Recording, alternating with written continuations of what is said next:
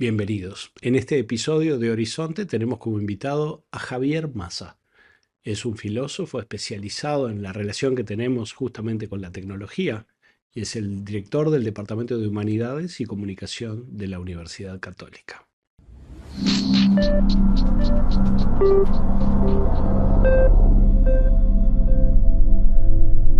Bueno, Javier, intenta ser una conversación informal, una conversación de café. Encantado. Donde por una parte estás aquí como un académico estudioso y por otra parte sos un humano curioso. Y esa parte también me parece que va a hacerse presente en esta charla. Primero fui humano curioso antes de ser académico curioso, pero... Me gustaría hablar del proceso o las primeras veces en que te preguntaste si para entender la relación con la tecnología necesitamos un poco más de filosofía o de filosofía específica. A ver, la primera vez que me pasó eso fue cuando me topé con McLuhan, que me lo topé tarde en la carrera académica, si querés, o en la vida académica, y me lo topé de la peor manera, no en un maridaje de esos que vos decís, fui y me compré el libro ideal por el que había que empezar. Me lo encontré en el medio de un repartido fotocopiado en facultad, incluso unas páginas como recortadas y fotocopiadas y puestas ahí, unos pasajes de... ¿Qué es más? Y ahora trato de pensar, no siquiera me acuerdo de qué libro eran, pero lo que me pasó fue como darme cuenta de que me había encontrado algo que estaba como fuera de lugar. Porque yo en ese momento estaba estudiando comunicación y McLuhan había aparecido como en su disfraz habitual de teórico de la comunicación. Y claro, yo venía de la filosofía y cuando lo leí dije, entendí por qué a los comunicadores les molestaba leer a McLuhan, que les sigue molestando mucho, y dije, claro, lo que pasa es que este señor es un filósofo, este señor está haciendo filosofía de la comunicación, además de una manera bastante particular, que es con aforismos y yo qué sé, que siempre que alguien hace filosofía con aforismos resulta molesto, Nietzsche, Marco Aurelio, McLuhan, etc. Y lo que me pasó ahí fue que al leerlo, también yo me sorprendí de encontrarme con un objeto de estudio filosófico que hasta ese momento yo no había considerado factible de ser abordado filosóficamente, que era la tecnología.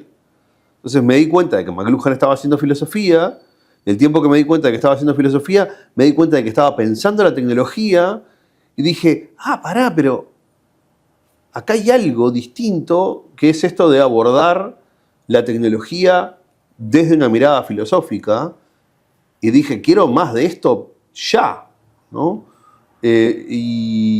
Y ahí fue que me empecé a meter de lleno en leer a McLuhan y a partir de ahí en leer filosofía de la tecnología, y eso fue hace 15 años y sigo sin parar. En el camino has tratado, supongo yo, de hacer tu pequeña batalla personal y hacer que las personas se enteren de que esta dimensión existe. ¿Cuándo es que vos sentís, primero, toda introducción en la filosofía de algo que hasta ese momento no se consideraba un barrio filosófico es molesta? Sí. ¿Cuándo vos sentís que el interlocutor de alguna manera cierra la escucha? ¿Cuál sentís vos que es la parte que resulta más incordiante o que nos gustaría más prescindir de ella? ¿Qué es eso que trae tu discurso que de alguna manera obliga al interlocutor a decir ¡pah! Buenísimo. Mira, hay algo que resulta súper molesto y que suele ser el lugar en donde, cuando empiezo a hablar con gente que no viene como de este palo de pensar la tecnología, suele recibir las miradas de te odio un poquito, ¿no? Que es algo muy, pero muy básico en realidad, que es cuando yo hago esa pequeña precisión de definición, petición de definición que los filósofos hacemos siempre antes de empezar a hablar de cualquier cosa, que es decir, bueno, a ver, pará, pero ¿de qué estamos hablando cuando hablamos de tecnología? ¿No?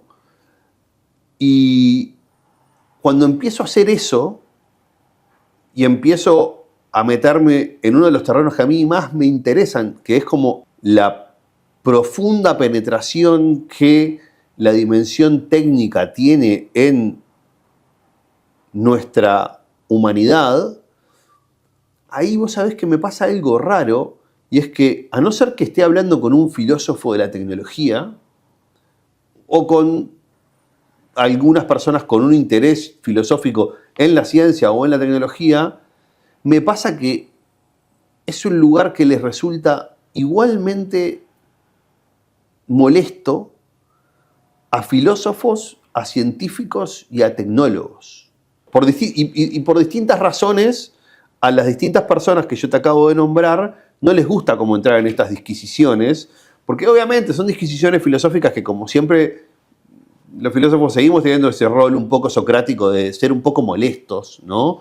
Y de venir a apretar con el dedo, y esto, y esto, y esto. Y eso sigue siendo igual de molesto que cuando lo hacía Sócrates preguntándole a los soldados qué era la valentía, ¿no? Y esa cosa tan socrática y tan básica de la filosofía de decir, bueno, pero ¿qué es la tecnología?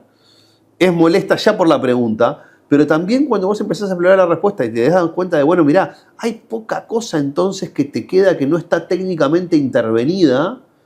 Entonces, por ejemplo, cuando hablas de esto con determinado tipo de profesionales o determinado tipo de áreas en donde, por ejemplo, están como pseudo enamorados de una versión romántica de la naturaleza, ¿no? De los procesos naturales, y vos decís, mirá, natural,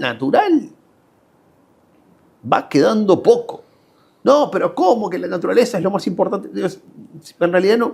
Eso que vos estás pensando que es importante no es efectivamente la naturaleza, sino que es como una especie de cosa híbrida que hemos construido entre naturaleza, tecnología, interacción humana, porque los procesos naturales, así puros, nos queda mucho.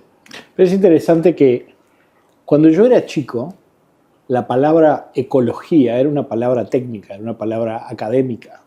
Nunca estaría en la etiqueta de un agua mineral, se hubiera considerado un desborde académico. Y la palabra tecnología solía ser, hasta el principio del siglo XX, sí, una palabra académica. Sin embargo, ahora cuando se habla de la tecnología, uno de los tópicos clave de la tecnología es el ritmo de avance de la tecnología. ¿Cómo es que, primero, percibís vos eso históricamente y cómo lo vivenciás en un plano emocional? Todo el mundo tiene alguna emoción de resguardo, sí, ya sea admiración, terror. ¿Cómo vos ves esa discusión pública sobre el ritmo del cambio tecnológico y al mismo tiempo cómo opera en ti? Interesante, porque en la pregunta pasada me hablaste de cómo yo incordio a la gente, y ahora esta pregunta es un poco de cómo la gente me incordia, ¿no? Y efectivamente, esto me incordia bastante, por varias razones. Veamos cuántas podemos recorrer.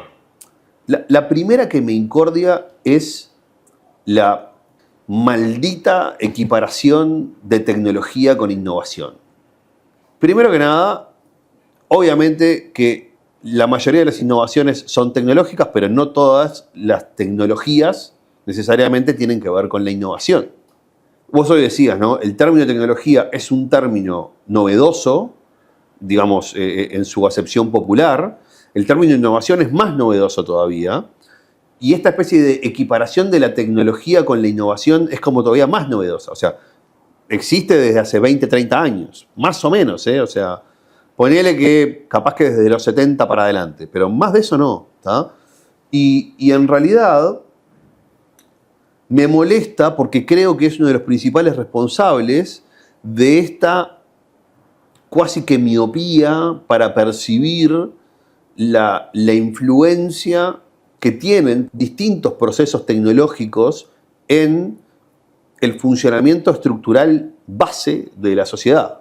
Acá me gusta mucho, hay un libro de un historiador que se llama David Edgerton y que se llama El shock de lo viejo.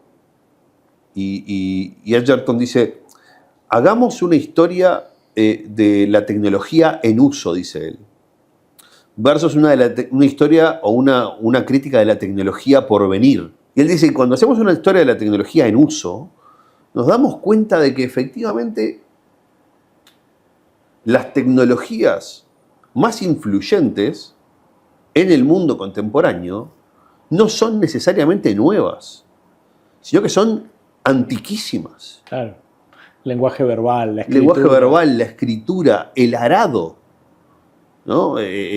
Técnicas de agricultura que obviamente que vienen de alguna manera como que han tenido un proceso evidente de tecnificación, pero que en su base son antiquísimas y siguen hoy siendo mucho. A ver, habría que medirlo, ¿no? Y digamos, quizás nos podríamos pelear un rato, pero a mí me cuesta creer que al día de hoy, sacando la foto, en términos reales, la agricultura tenga menos influencia en el funcionamiento del mundo que la inteligencia artificial.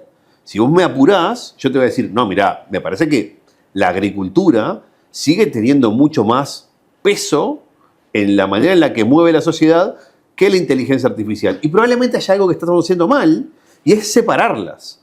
Claro, capaz que ahí cuando uno piensa en importancia, depende de qué métrica vos usás. Exacto. Es decir, ¿cuántas personas se dedican a la agricultura per cápita? Este es el momento en que menos personas se han ocupado de la agricultura per cápita. En el mundo. En muchos, digamos, niveles, Sí. digamos. ¿Está? Entonces, me parece que ahí lo que hay que preguntarse es... Perdón, sin que haya disminuido la producción agrícola. O sea, hay menos personas dedicadas, pero la producción agrícola no solamente no ha disminuido, sino que ha ido en aumento. Claro, pero justamente ahí hay que pensar en términos de importancia en el concierto general de las economías y en el concierto general de cómo atribuimos nosotros relevancia a las distintas actividades. Vos podés decir, y tenés toda la razón, que nosotros ahora estamos usando un medio que más o menos tiene 70.000 años, que es conversar intercambiando ruiditos, y eso es muy cierto, pero al mismo tiempo el proceso de interconexión tecnológica para generar esos intercambios ha tenido un desarrollo curvo que no es irrelevante, ¿verdad? Te lo engancho con otra de las razones por las que me pone los pelos de punta la equiparación de tecnología con innovación, porque tiende a generar una dificultad importante en entender la tecnología en términos ecológicos, en términos de interacción y creación de ecosistemas. O sea, cuando pensamos la tecnología como equiparada al concepto de innovación, empezamos a hacer estos razonamientos dicotómicos ridículos, como por ejemplo de que cuando venga la televisión la gente va a dejar de... Cuando vino la televisión la gente iba a dejar de leer. Y cuando vino la computadora los libros iban a desaparecer, ¿no? Los libros impresos en papel.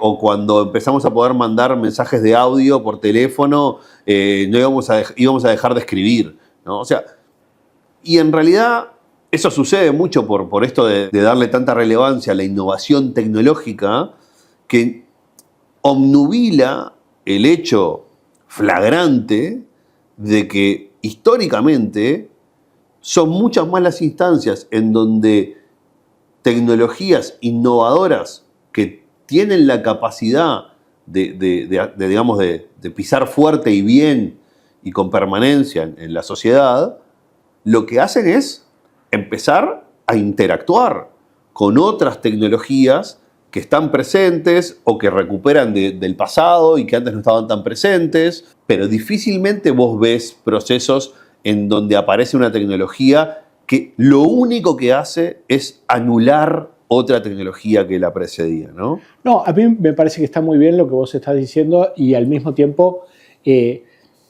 pienso que ese proceso de despiojado del discurso utópico sobre las nuevas tecnologías es importante, pero hay unos procesos. Si el Javier Massa de hoy tuviera que aparecerse como una visión ante el Javier Massa de 1990 y el rol de ese viaje en el tiempo fue decirle, te voy a contar lo que está pasando ahora.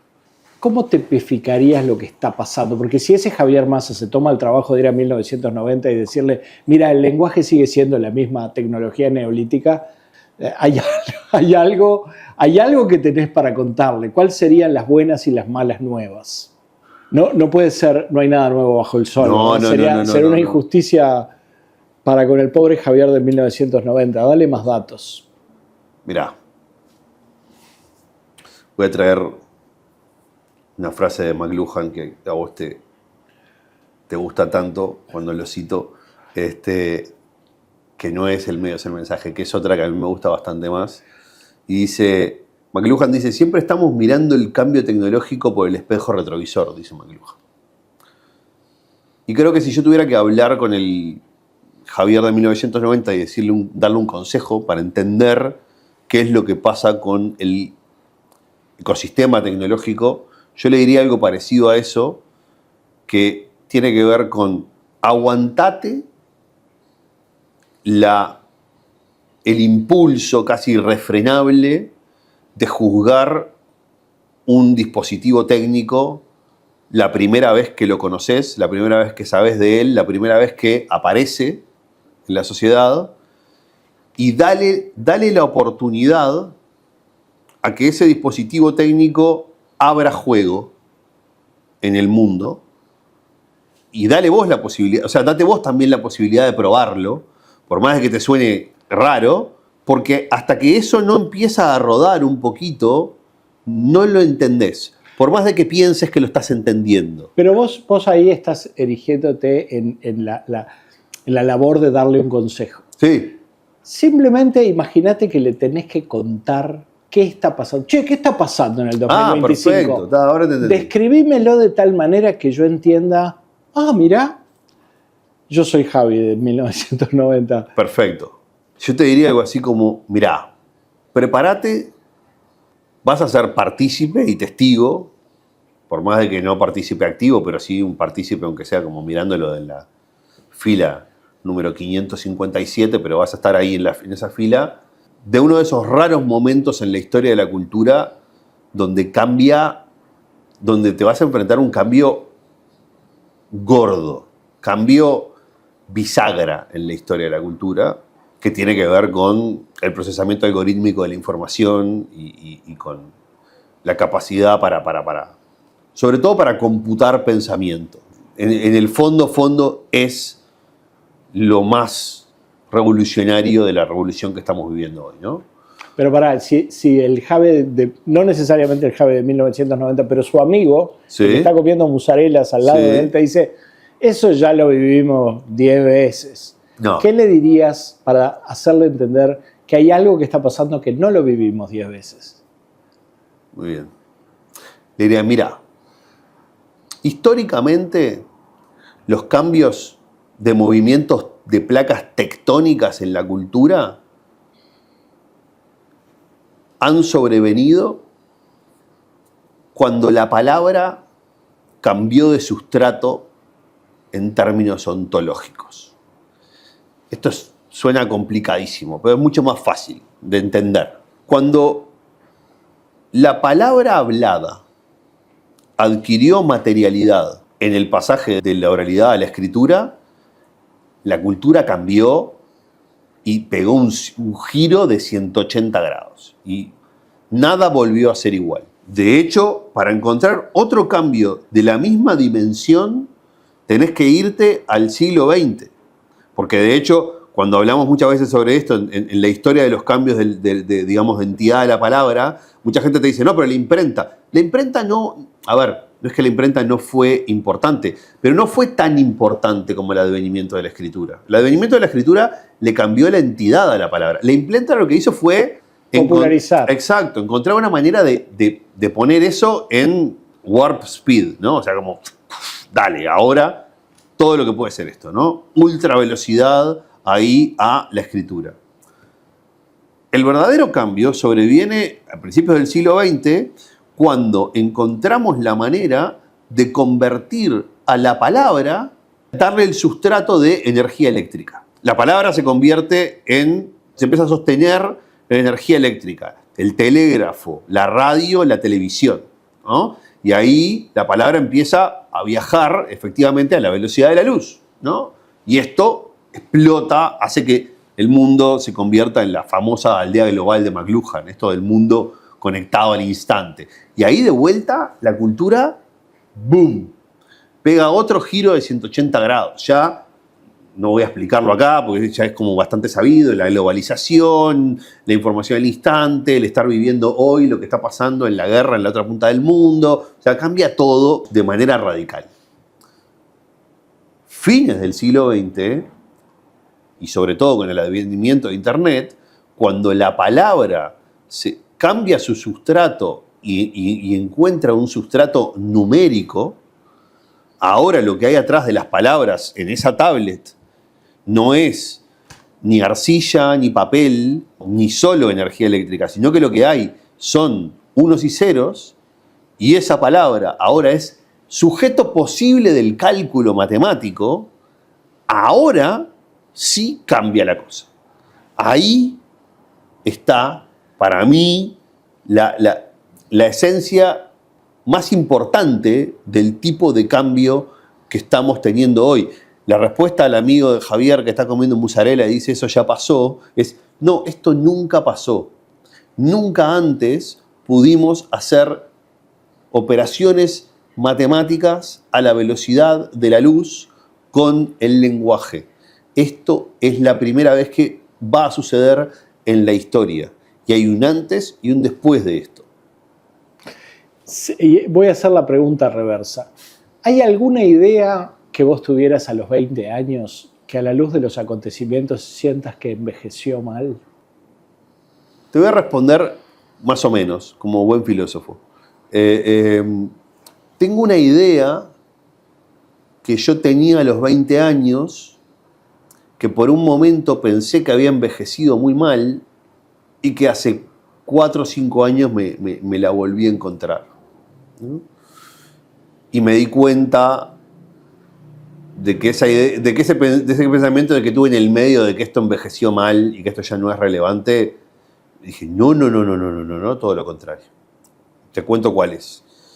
Yo empecé a estudiar filosofía porque como buen adolescente me zambullí de lleno en el dilema existencial, abrazando a Nietzsche y a Sartre de frente, ¿no?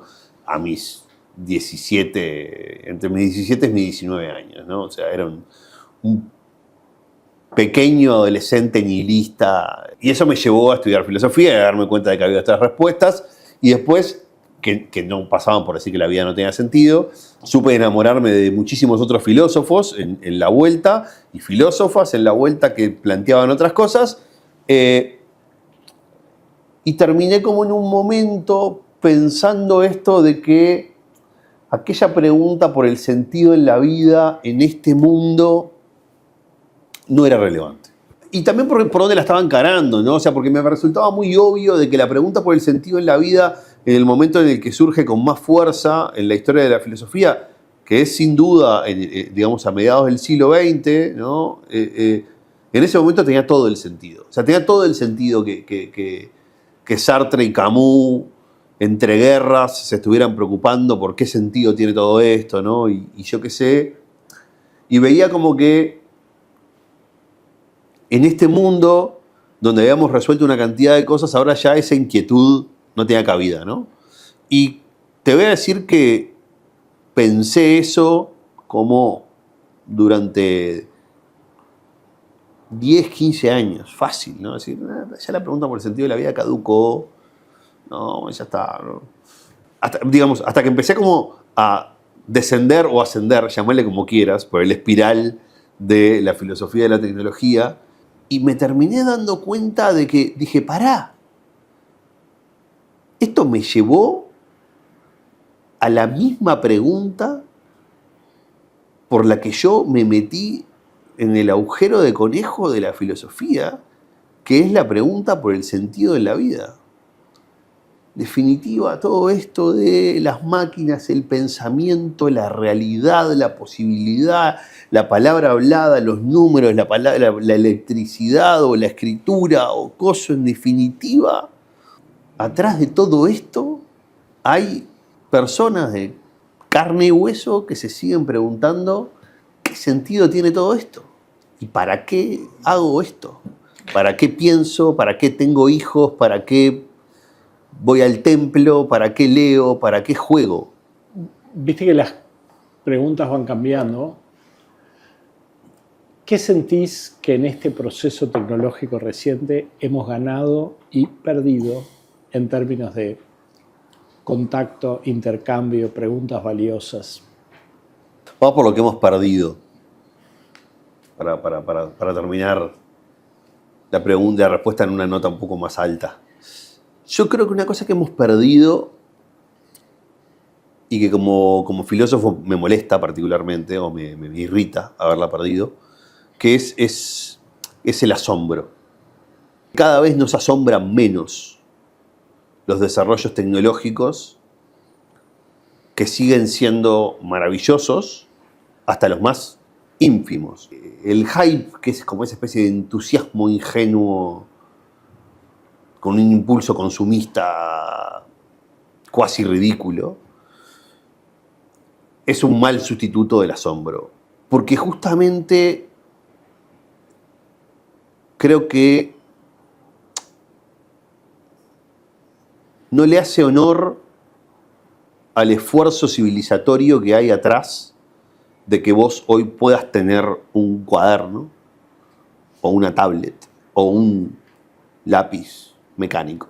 Y eso nos hace pensar que hemos llegado acá prácticamente que por inercia, cuando hemos llegado acá gracias a un esfuerzo constante de hombres y mujeres en la civilización tratando de, yo sigo creyendo, convertir el mundo en un lugar mejor. Entonces, que vos pienses que estás en piloto automático, porque al abrir la heladera y poder tomar leche fresca, ¿no? A mí particularmente me molesta. Y sé que también es medio utópico el de agarrar y exigirte asombro y gratitud a cada cosa, porque efectivamente es imposible, porque no tenemos que estar, mirá qué maravilla la madera de esta mesa, ¿no? Y la cerámica de este vaso, ¿no? Pero creo que en un determinado punto, por lo menos con las nuevas tecnologías, sí es mucho más necesario tener ese grado de asombro que el hype ingenuo que tenemos hoy en día, porque creo que el asombro lo que hace es, te lleva a la pregunta. El asombro te lleva a, pará, pero ¿y esto qué es esto? ¿No? Es un buen momento para preguntarte, ¿cuál es la pregunta que deberíamos estarnos haciendo y que todavía no ha encontrado alojamiento en el discurso público? ¿Qué pregunta vos sentís que estamos posponiendo y hay que hacerla ya? Una pregunta que a mí me resulta cada vez más urgente es la pregunta de ¿qué es lo que vos le debés a las técnicas que te rodean y a los objetos con los que convivís para poder hacer lo que haces y ser quien sos? Y esa pregunta tiene dos lados. Un lado virtuoso y un lado no tan virtuoso. El lado no tan virtuoso es que cuando empezás a contestar esa pregunta, vos te empezás a dar cuenta de que hay determinadas cosas que las haces porque caíste parado en un ecosistema técnico que te hace hacer determinadas cosas de determinada manera, junto con otras cosas con las que también caíste parado acá y por eso pensás en español, ¿no? Y por eso vivís en Montevideo, o en Durazno, o en donde te toque vivir.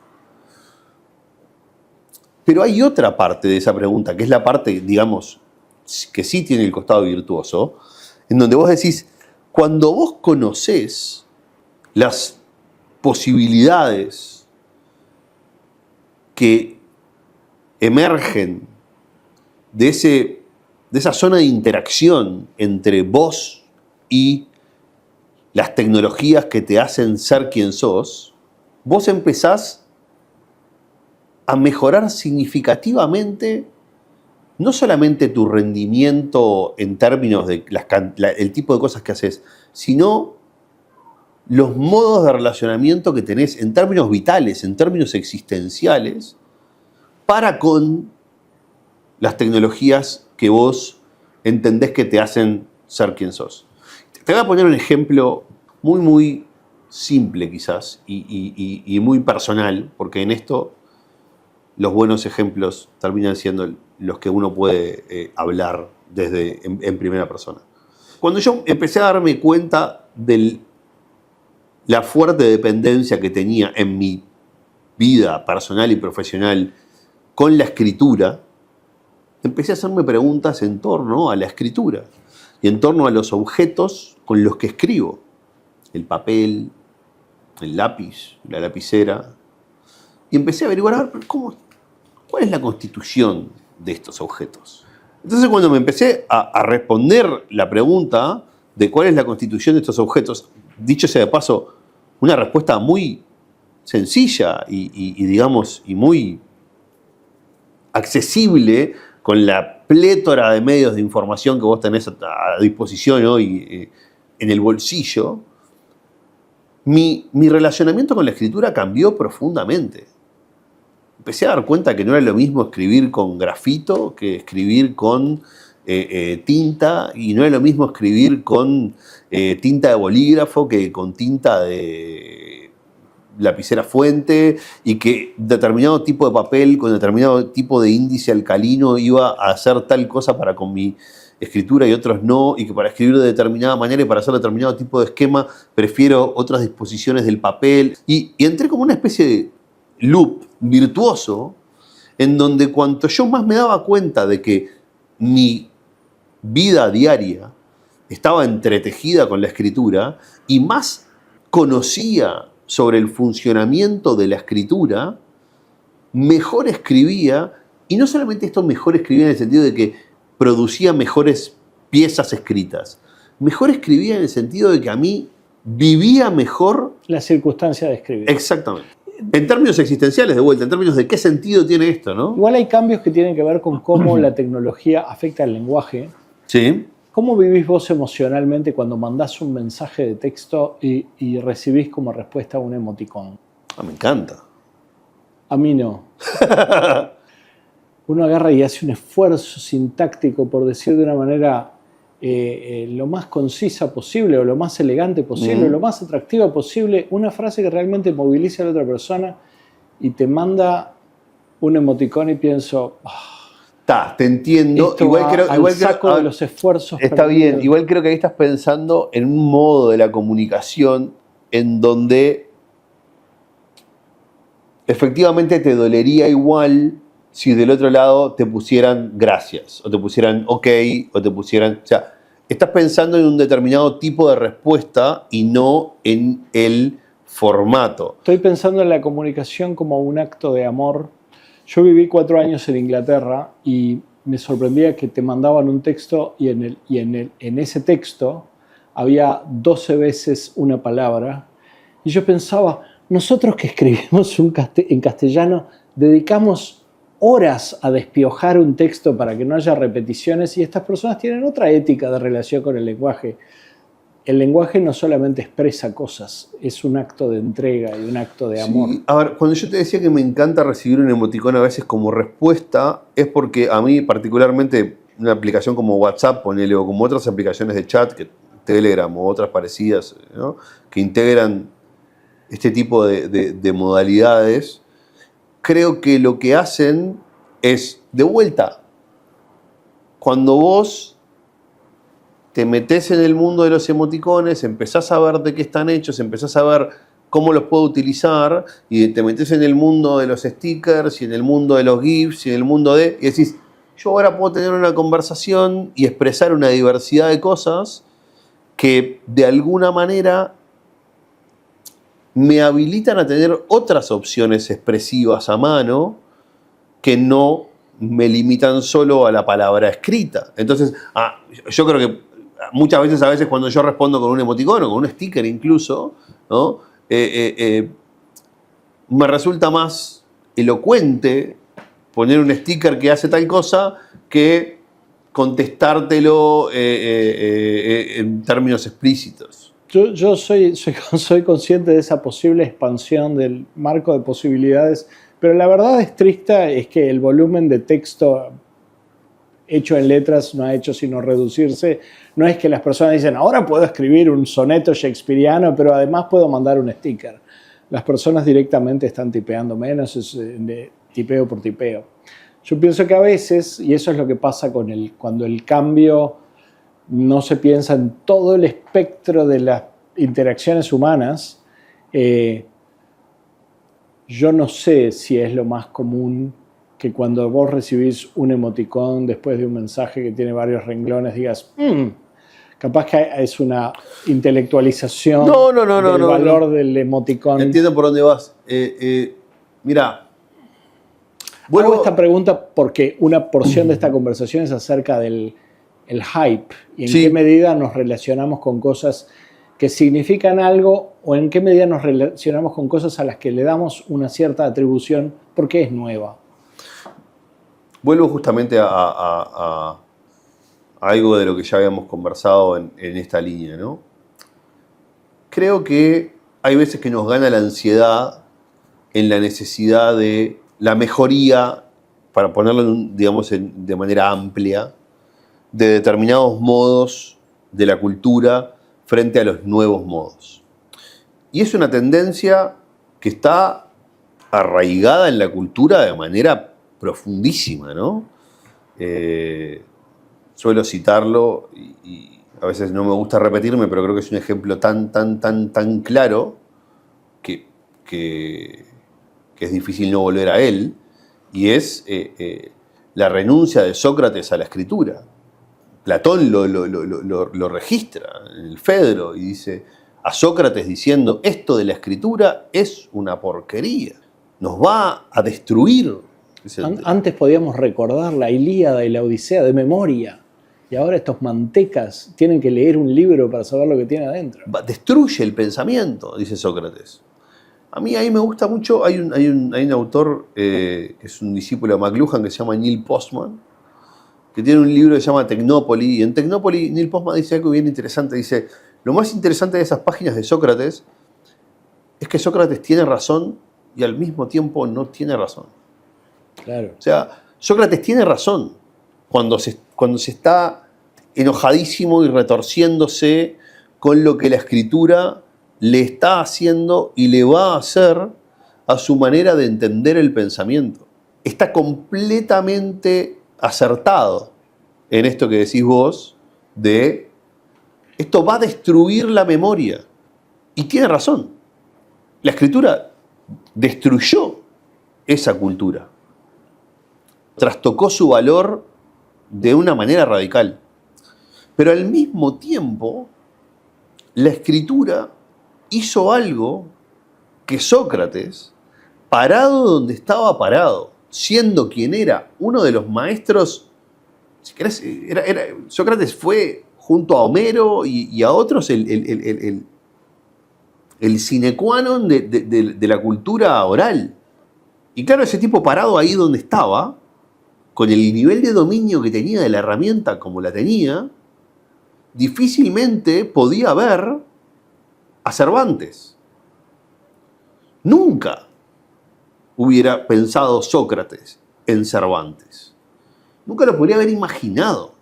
Yo creo que muchas veces lo que nos pasa, por hype o por apocalipsis cultural, es que pensamos que en el futuro no va a haber Cervantes. En el futuro no va a haber Shakespeares o no va a haber Scorseses. Yo nunca pienso eso. No digo que vos lo pienses. Jamás. No, jamás. Estoy convencido de que si hay alguien que no lo piensa sos vos. Pero, a ver, creo que muchas veces nos pasa eso. Se acabaron los Scorsese porque ahora solamente habrá películas hechas por IA. O se acabaron los Cervantes porque ahora tendremos novelas solamente escritas en...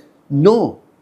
Lo más interesante del cambio tecnológico y que uno lo descubre yendo a leer libros de historia, cualquiera, es que cuando no te lo podías imaginar, apareció Cervantes. Un tipo que descubrió que se podía hacer con la novela algo que ni siquiera en ese momento se llamaba novela todavía. Era como, ¿no? O no terminaba de ser la novela como hoy la conocemos, ¿no? Y cuando no te podías imaginar ¿no? Los Lumière diciendo esto no va a funcionar. Y los Lumière diciendo esto no va a funcionar, nunca pensaron en Scorsese ni en Kusturica. Cuando yo a veces me encuentro, como en tu pregunta, diciendo, esto está convirtiendo a esto que nosotros valorábamos tanto en una versión berreta, ¿no?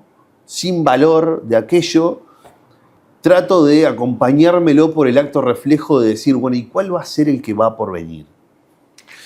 ¿Vendrá un poeta del emoji? Sí. ¿Vendrá un Shakespeare del GIF? No tengo idea. Sí.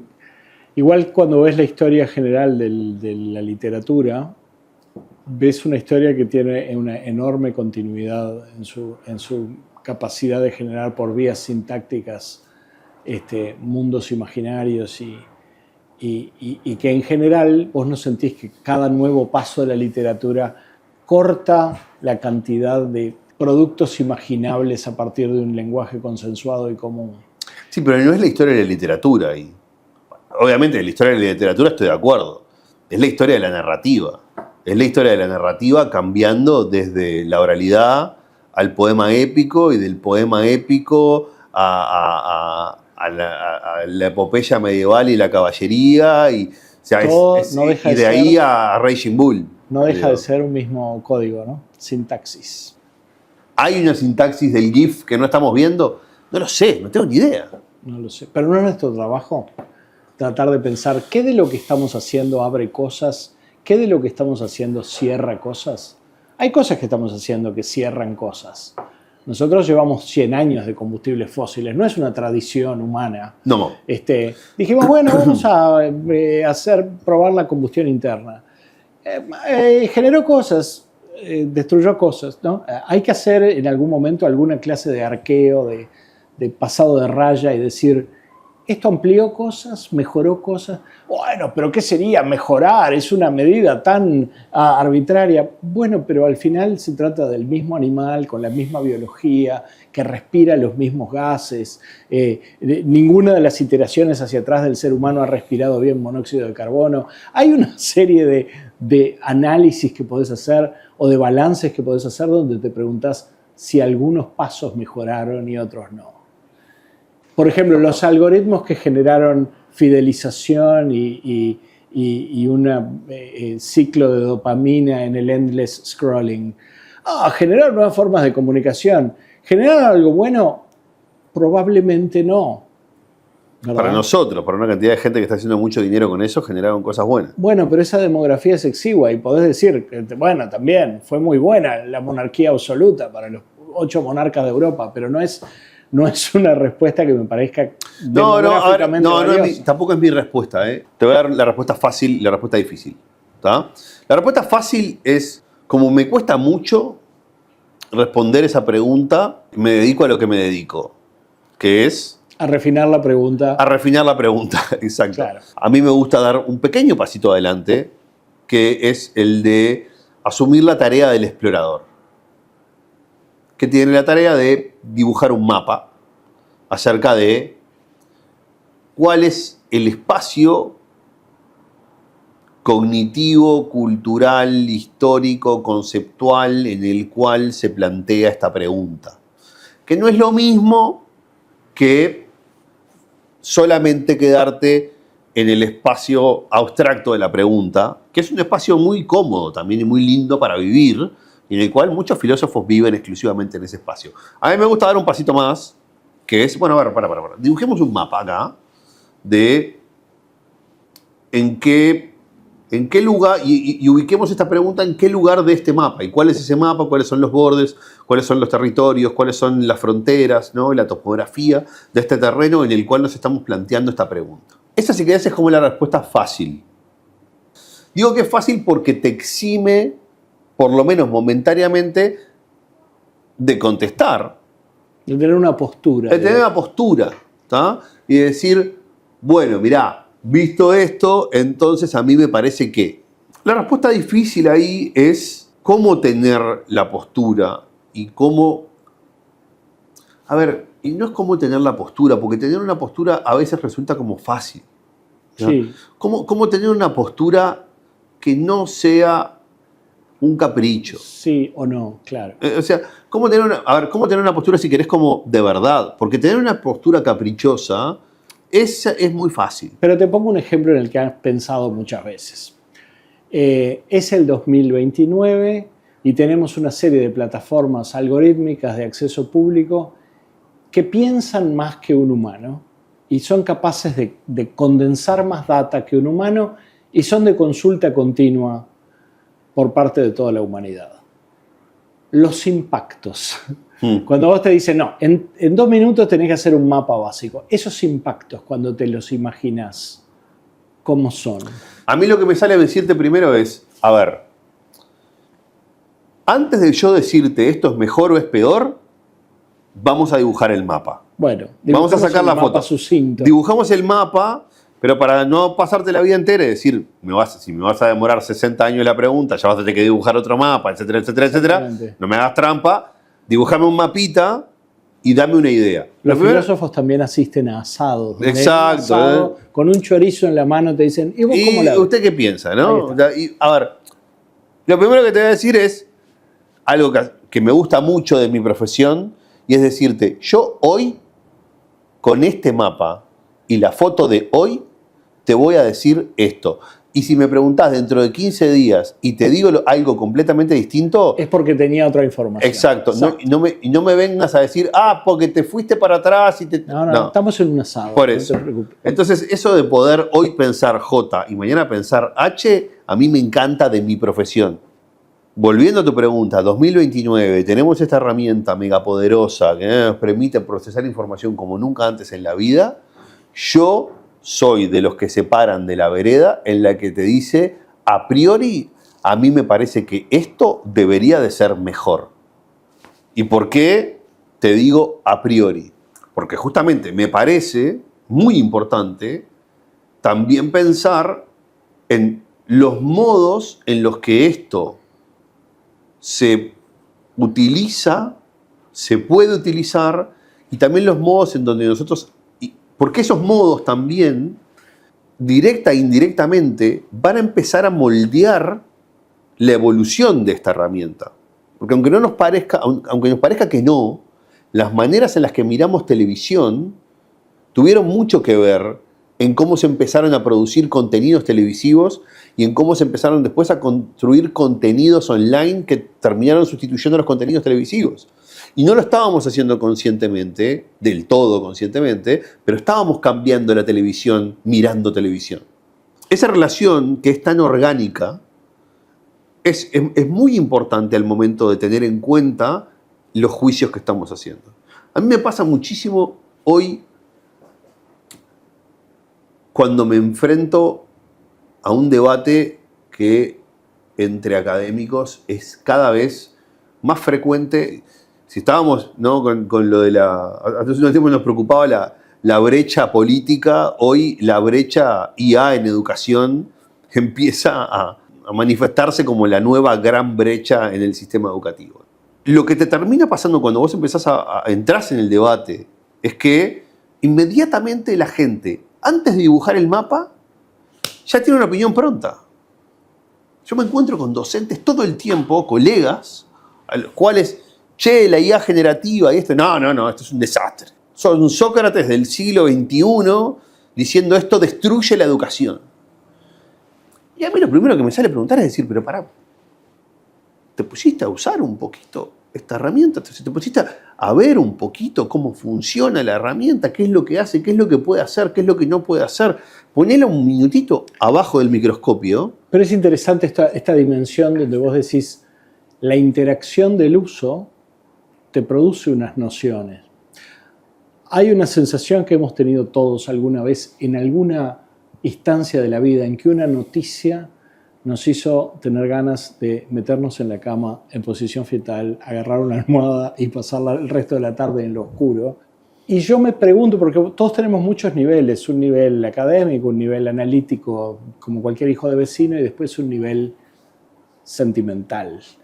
Yo soy un usuario relativamente compulsivo de las herramientas de inteligencia artificial y hay veces que he sentido cosas raras.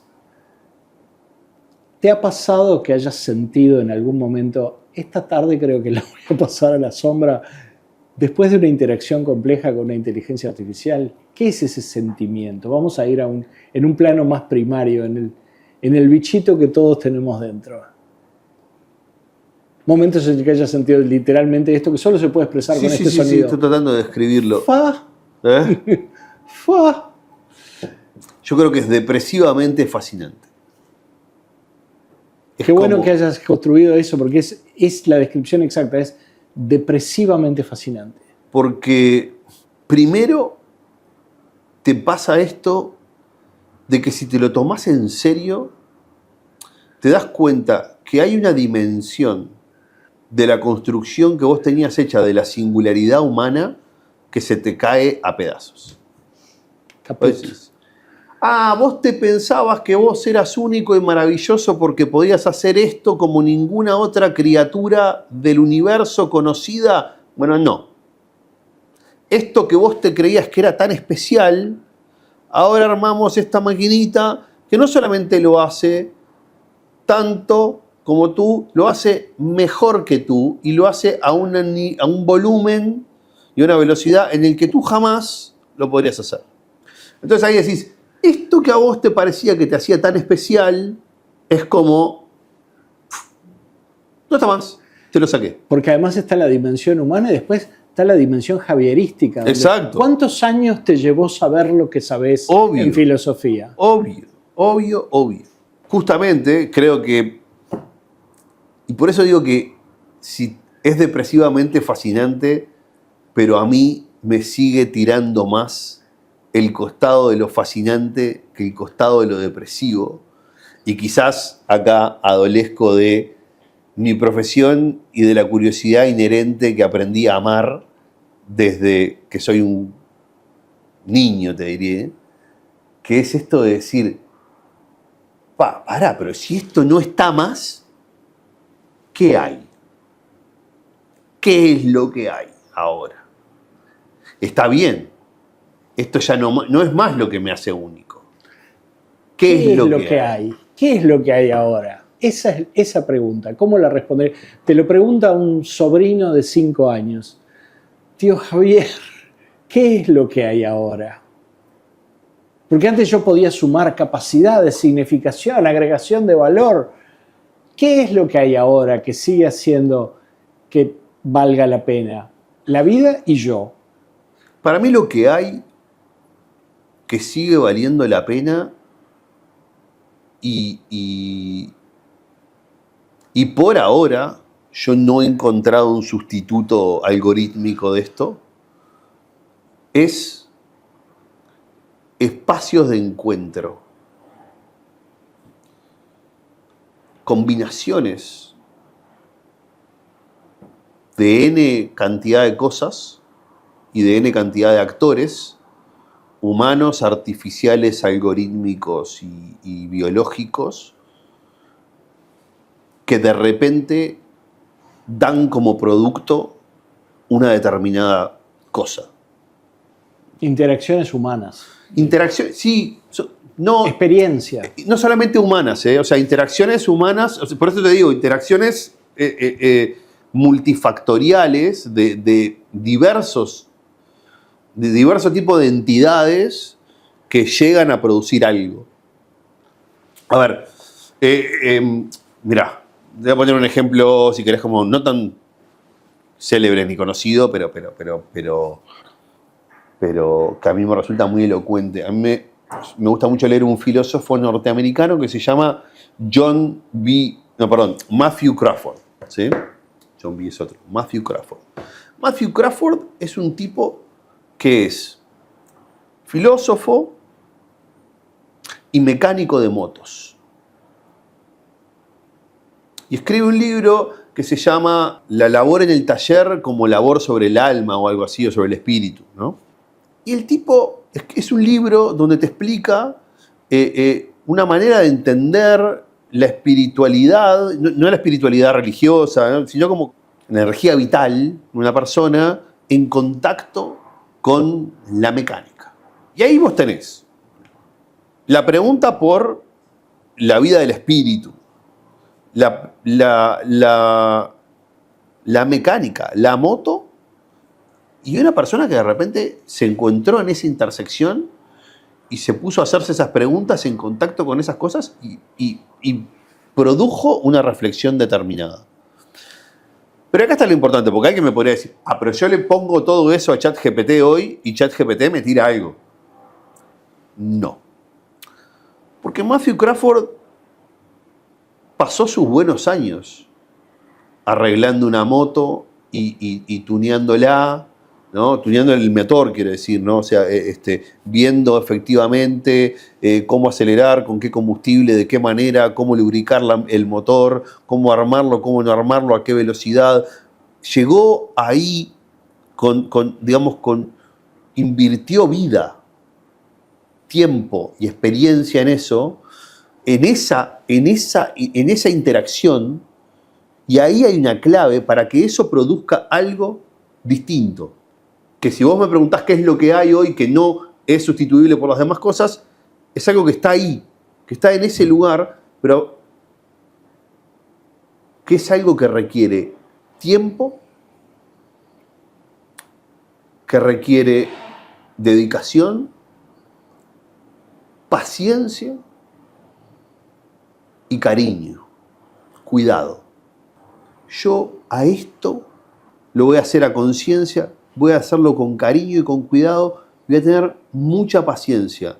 No sé qué tipo de plantita estoy regando con este tiempo vital que estoy invirtiendo acá, pero va a salir algo. El otro día mi hijo de 12 años me dijo con respecto a una respuesta, una imagen generativa, es linda, pero no tiene el mismo mérito. Querido, te agradezco muchísimo esta conversación, que por supuesto la consideramos el capítulo 1 de 250. Siempre es bienvenida a tu rutina de preguntas. Muchas gracias. Muchas gracias, querido. Por favor, gracias a vos por la invitación y vamos por retruco. Esto sigue. Esto sigue.